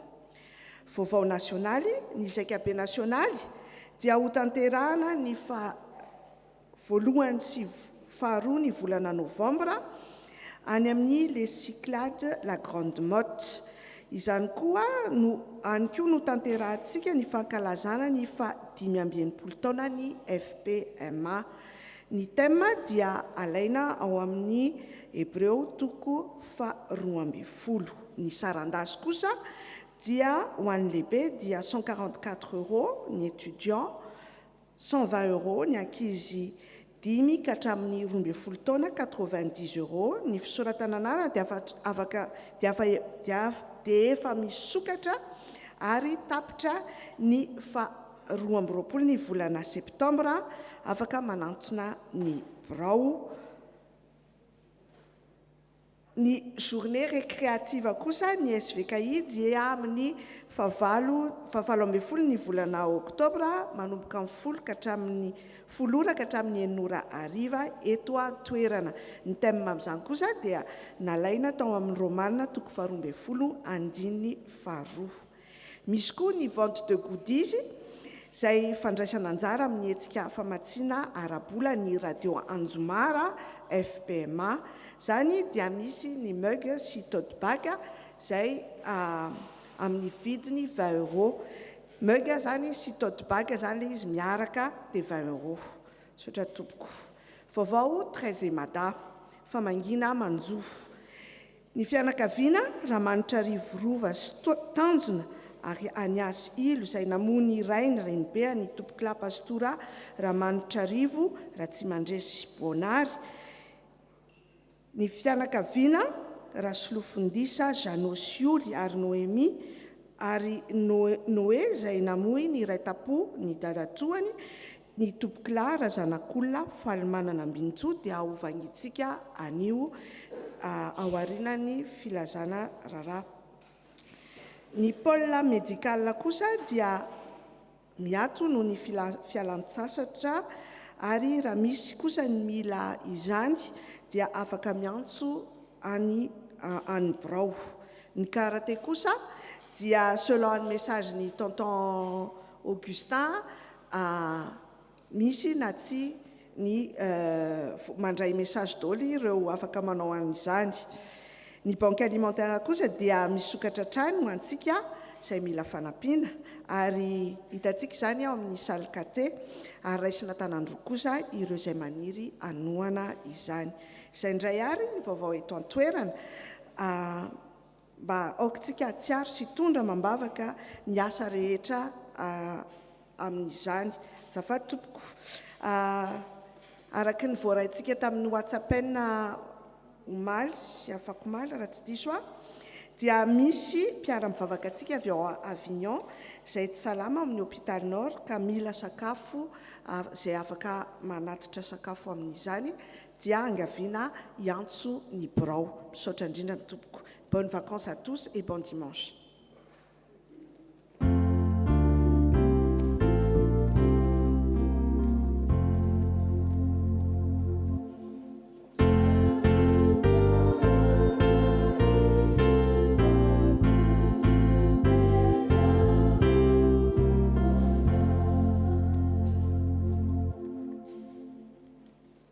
Mbola hiara hivavaka sika tompoko. Andriamanitro, misaotra anao izay raha mbola nomenao izao fotoana izao indray, mbola hitondrana ambavaka ity trano soa sady tsara nomenao anay ity.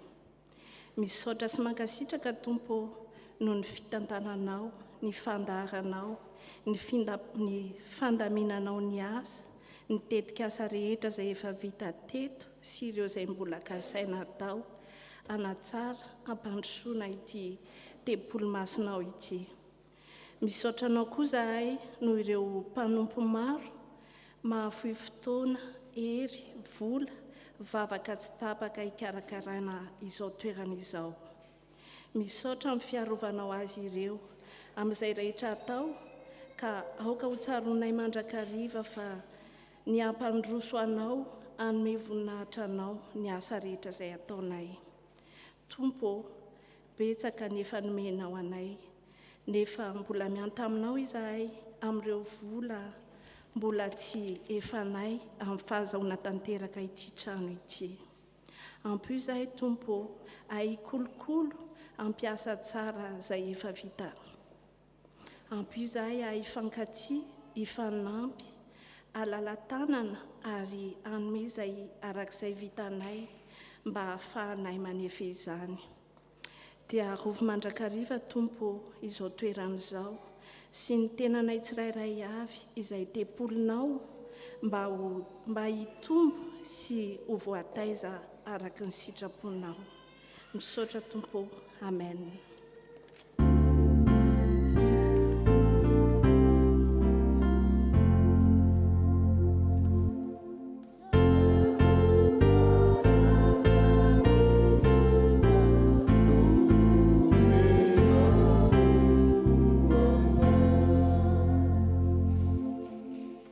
Fanamafisana araka ny voalaza ny mpitantsoratra teo zany ny amin'ny fahafito amby roapolo sy fahavalo amby roapolo ny volana septambra izay fotoana izay tokony nanaovantsika lasy retraite ny fiangonana zany izay miova endrika amin'ity vita somatsara teny fohy fotsiny vita somatsara ny fitokanana ity trano fiangonan'ity indrindrandrindra arak'izay favavaka nasandratra teo dédicace zany izay ny votoatony tamin'ireny fotoan'ireny dia ny fanomezam-boninahitra n'Andriamanitra. Izy rery no nasandratra tamin'ireny ary tsy nisy mihitsy anaran'olombelona nasandratra na iray aza matoa nisy anarana voatonona tamin'ireny dia tsy avy amintsika fa reo vahiny nasana.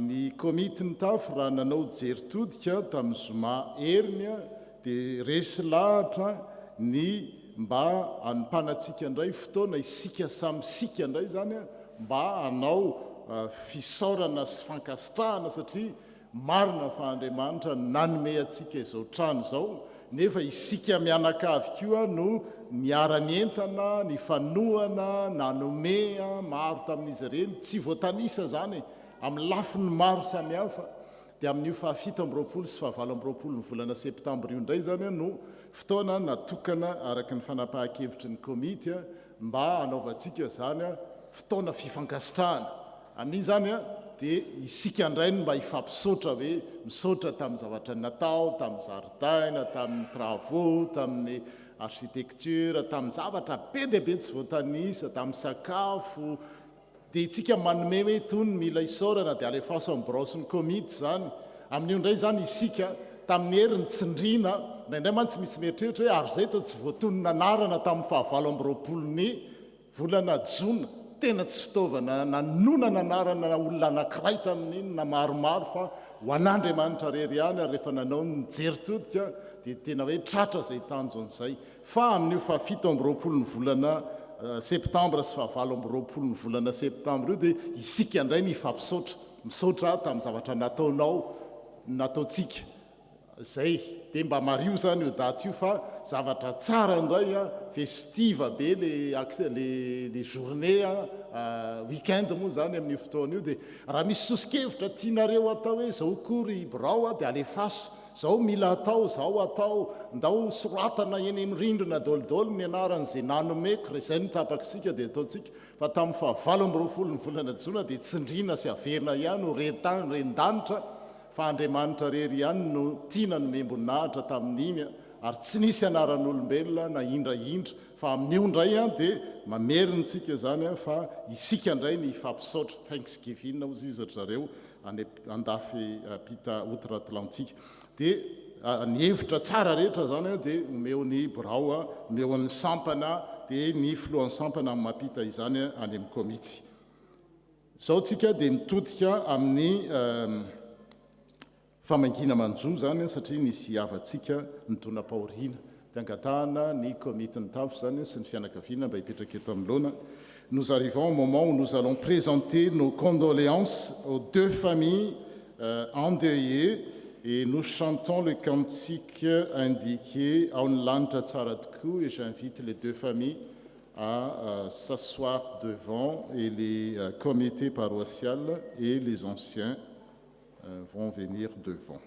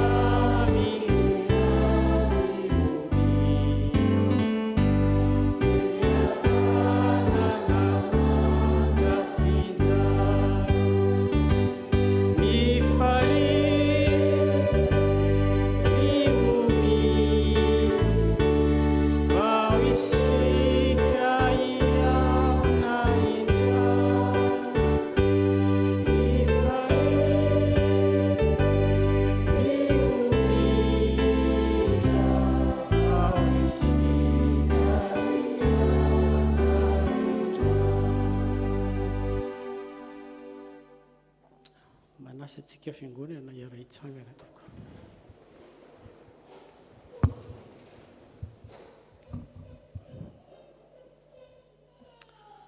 eny risy mianakavy ankehitriny dia mijoro eto alohanareo ny fiangonana noho ny fahoriana izay nianjady taminareo, sanatria tsy hamofotamandry na koa hampametrivendro fa tonga kosa aneo ny fiaraha-miory, satria izay mahonjoanareo dia matohana ny fiangonana ihany koa. Izany raha teo ihany koa no fiainan'ny fiangonantsika, faly miaraka amin'izay faly ary ory miaraka amin'izay ory. Izany raha teo no tenin'ny tompo apetrany amin'ny fiangonana, ary noho ny amin'izany indrindra no anatanterahana izao fotoana izao entina anehoana izany fiaraha-miory ary koa hitondra ny teny fampahirezana avy amin'ny tompontsika. Ny fahafatesana dia fahoriana mafisatra tokoa ny amintsika olombelona, indrindra ny fisarahana toy itony, nefa dia matsiaro ny tenin'ny tompo ao amin'ny filazantsarany Jaona 2:12 izay manambara toy izao: aza malahelo ny fonareo, minoa an'Andriamanitra ary minoa ahy koa. Any amin'iraiko dia misy fitoerana maro ary andeha hanamboatra fitoerana ho anareo, ary mbola hiverina indray hakanareo, ary any amin'izay misy ahy no misy anareo ihany koa. Izany no tenin'ny tompo, ilay mpiandry tsara, ilay mitsinjo ny zanany, mahatsapa ny hamafy ny alahelo, mahatsapa ny hamafy ny fahoriana ao anatin'ny fisarahana toy izao, dia tsy mba namela atsika toy ny vato latsakakady, fa tonga kosa mampahery, satria mahafantatra ny lanjan'izany fahoriana izany ny tompo mpiandry tsara, ary kanefa koa tsy nipetraka tamin'izao fotsiny ihany fa nampanantena, na eo aza ny fisarahana dia mbola ho avy indray ny fiverenana hitondra fifaliana noho ny fihaonana amin'ny araka ny hira izay no vetesintsika teo.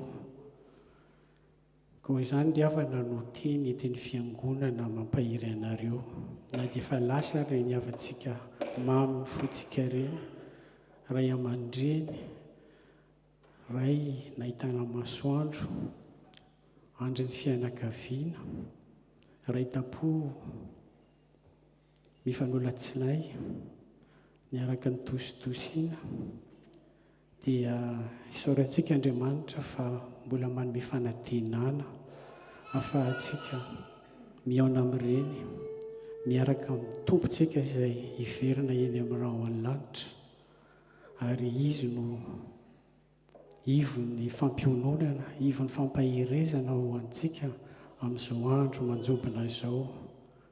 Teny fotsiny tenin'ny fiangonana raha ohatra ka lazaina toy izany, fa izy Andriamanitra mihitsy no mampionona anareo ary mampanantenana anareo amin'ny fiverenany, amin'ny fanantenana ao amin'i Jesosy Kristy. Koa dia mampahery sy mampionona anareo izahay, mahereza tompoko mitompo omba anareo. Hifavaka isika. Tompo Andriamanitra tsara indrindra ao, ilay mpiandry tsara, akaiky ny izay rehetra ory tokoa ny ianao, ary mampahery satria tsapanao ny alalin'ny alahelo noho ny fisarahana toy itony, kanefa tompo Andriamanitra be fitiavana sy endry ianao ary mitsindro manjakariva izay ahasoa ny zanakao. Noho ny amin'izany indrindra no mahatonga anao nanao ny planina napiditra anay ao amin'ny fiainana mandrakizay izay Jesosy Kristy tompo ilay santatra izay efa maty, nitsangana tamin'ny maty ary efa mipetraka eo ankavananao, miaina miaraka aminao, miandry ho avy hitondra anay keo amin'izany fiainana mandrakizay miaraka aminao izany. Tompo, misaotra anao izay ianao amin'ny teny mampahery sy anorenanay ny fiainanay manoloana izay mety alahelo, manoloana izay mety fahabangana, manoloana izay mety vakisainanay, fa ankehitriny kosa dia noho ny teninao dia ampitombo aty anatinay ny finoananao, ny fanantenananao ao amin'ny Jesosy Kristy, ilay izy no antony isianay ary izy no antony ivelomanay ary mbola izy no ifarahanay hamakivaky izao fiainana izao sy ny ratra izay. Dia sitrano izay mety ratra-po, feno izay mety banga ary aoka tanteraka amin'reto fianakaviana reto sy ny any an-tanindrazana rehetra any. Ny teninao manao hoe omba azy ireo ianao ambara-pahatonga n'izao faran'izao tontolo izao. Dia misaotra Tompo amin'ny anaranao nanaovana izany vavaka izany. Amen. Iny araka ny fanaontsika dia amin'ny fotoana toy itony dia misy tokoa ny soroka miara-milanja manoloana ny adidy izay tsy maintsy hatrehana ary fanaraka ihany koa izany amin'ny teny Tompo hoe mifampitondra amin'izay mahavesatra. Dia ndreto ny fiangonana hitondra izay kely voarambon'ny tanana ho fiam-pihavanana ho mariky ny firaisan-kina, ny fankatiavana sy firaisan-po aminareo manoloana ny sedra izay nosedranareo.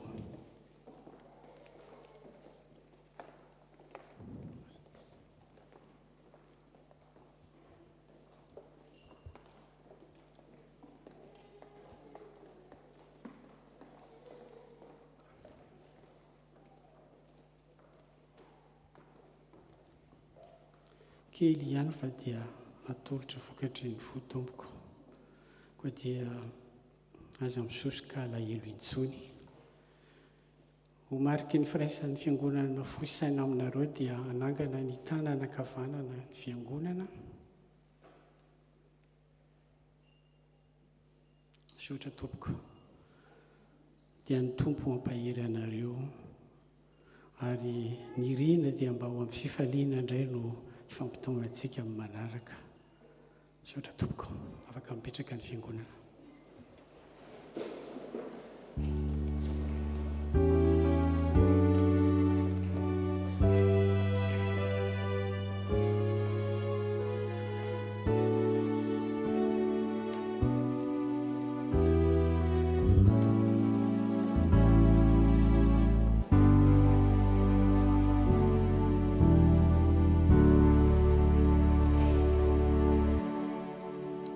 Nous allons terminer le culte par l'offrande libre et volontaire, comme ça a été annoncé lors des annonces. Vous pouvez le faire soit par virement bancaire, par PayPal ou par espèce chèque, comme on le fait traditionnellement, ou par carte bancaire, parce qu'il y a des TP derrière. Il y en a deux derrière. On est en période de vacances, donc on a réduit à 2. Voilà, nous chantons les cantiques FFPM 20, FFPM 20.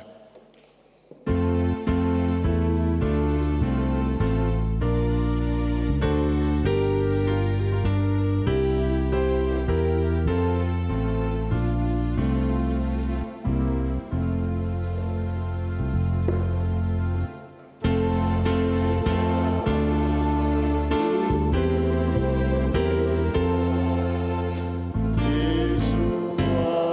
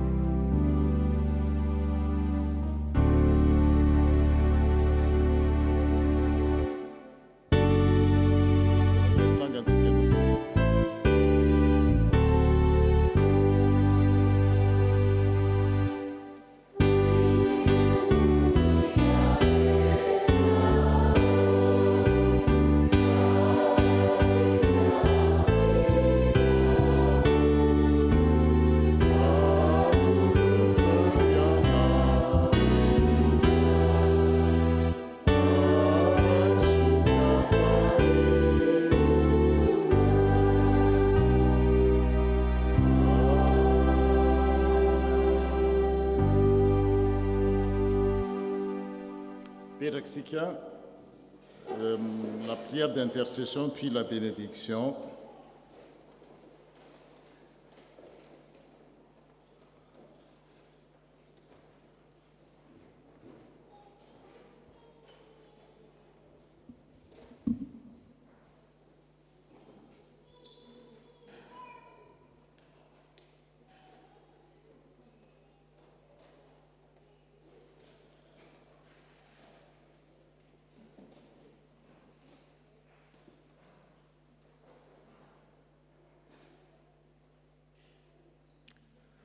Iary vavaky sy eto. Andriamanitra rainay tsara indrindra io, rainay amin'ny alalan'i Jesosy Kristy tomponay. Amaran'izao fotoana izao zay tompo, fotoam-pivavahana androany, ka tsy hainay ny tsy saotranao ny amin'ny zava-tsoa rehetra izay nomenao anay. Navelanao eloko izahay, nasainao tamin'ny latabatra masina, na toronao ihany koa ny famanky, ny fampitrotro amin'ny bavaka ary ny fanampy. Dia nomenao fotoana ahafahanay miray fo, miray saina ao aminao, miara-mivavaka, nomenao fitaovana maro, na amin'ny alalan'ny fahitalavitra zany, na eto amin'ity tempolinao masina ity. Koa dia misaotra ary mankasitraka indrindra tompony amin'izany rehetra zany. Eny tokoa, ianao no ivon'ny fiainanay, ary ianao no voalohany indrindra amin'ny fiainanay, dia hitohizan'izany tompo dia mangataka aminao zahay, ny ampatsiahanay mandrakariva amin'ny alalan'ny fanahinao masina. Tsy hanadononay ianao ary tsy hanadononay koa ny hafa, fa mitodika aminao zahay alohan'ny hanaovanay ny zavatra rehetra, satria ianao no efa nampianatra anay ny amin'izany. Eny, misaotra koa tompo amin'ny fahaiza mandamina rehetra izay nampianarinao anay, satria raha tsy misy ny fandaminana, tsy misy zavatra totosa antsaka sy andavany. Dia ankehitriny izay tompo alohan'ny isarahana dia mbola mitodika aminao ihany koa, mangataka fahasalamana, mangataka fahatsiarovana, mangataka fifampitsimbinana ho an'ny marary ianao no hanasitrana ho an'ny tokantena, dia ianao no hiaraka amin'izy ireo mandrakariva. Ho an'ny ireo zanakay ihany koa izay mieri-patrana maneran'izao tontolo izao tompo, indrindra ireo zanaka ny fiangonanao FPM Maïk sy Marseille, dia ianao no omba azy ireo hatrany amin'ny toerana misy azy. Ninonina taony ihany, na asa, na fakandrivotra, na fikarohana izay mety ho fiainana ho avy izay tadiavin'izy ireo, dia ampio izy ireo tompo ahatsiaro anao aloha voalohany indrindra. Ary izahay rehetra koa tompo aza avela mipempenina na miati-tsaina amin'ny izay sakafo hohanina, na lamba tafiana, na trano ialofana, fa dia ianao no tokonay tompo, dia amboary ara-ny fonay sy ny sainay, ahaizanay mandamina izany rehetra zany. Dia mariny tenay tompo angatahana aminao, fa dia tsy ho voatanisanay eto anio, ka dia ho farananay izao vavaka izao amin'ilay vavaka nampianarinao manao hoe: rainay eo izay ny an-danitra, masinina ny eny anaranao, ho tonga ny eny fanjakanao, ho ataonay ny sitraponao, ny ety an-tany tahaka ny eny an-danitra. Eo neny izy anona saza ao anay, manomilany elokay, tahaka namelana izay miloka taminay. Ary izay antonanay ny fakapana, fa manafahana amin'ny ratsy, na ny fanjakana sy ny hery, ary ny voninahitra mandrakizay. Amen.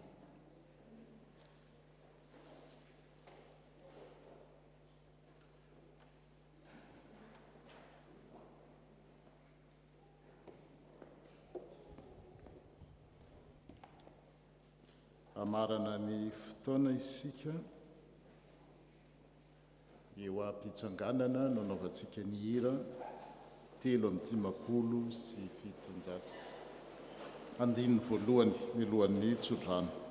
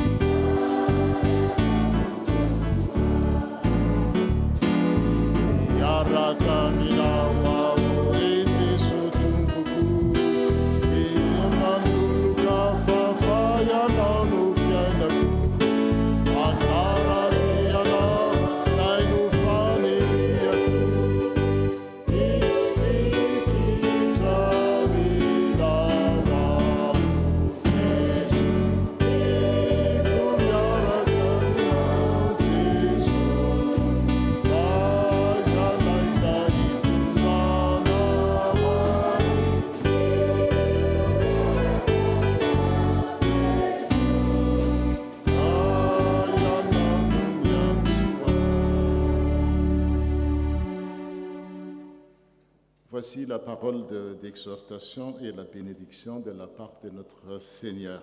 Fa tsy izay mihinana na misotro no manana ny fanjakan'Andriamanitra, fa izay manao ny marina sy mikatsaka fiadanana ary mifaly eo amin'ny fanahy masina. Ka izay manompo any Kristy arak'izany no sitrak'Andriamanitra sy eken'ny olona fa tsara. Fa raisy nitsodrano fa Andriamanitra raintsika anome mitafitafy izay rehetra ilainareo araka ny harena enim-boninahitra atolony ao amin'ny Kristy Jesosy. Amen. Dieu notre Père subviendra pleinement à tous vos besoins. Il le fera selon sa glorieuse richesse qui se manifeste en Jésus-Christ. Amen.